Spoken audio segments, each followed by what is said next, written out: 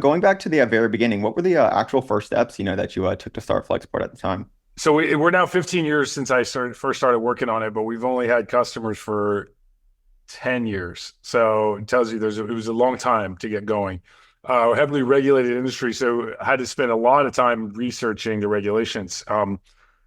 There's 43 government agencies that are taking interest in imported products. So you had to get licensed by Customs and Border Protection, Federal Maritime Commission, basically before you could get started at all.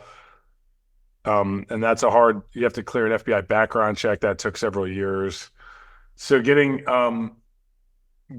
that going I don't think that's a real barrier to entry. I mean, someone who's determined, I did it, people can do it, but definitely harder than just starting some SaaS company or something. Like, it takes a long time to get a minimum viable product in place. And then knowing whether to go through all that was hard. So, you don't want to do all that work if there's no customers on the other end. So one of the things I did was kind of confirm that there would be demand if the product existed.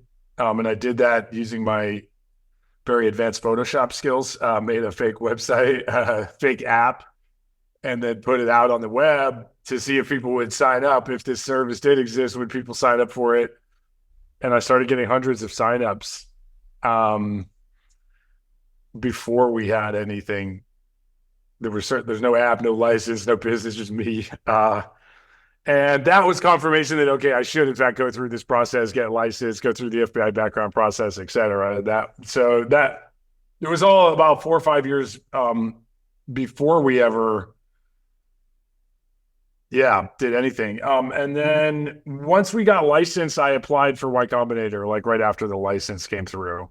And kind of the rest is much more publicly known about our story, getting a more kind of traditional venture capital route. But that was the first time raising venture capital. I've been been an entrepreneur for about 14 years or so before I ever raised any venture capital. And I think, there's pluses and minuses. If people want to talk about that, I'm happy to talk to it.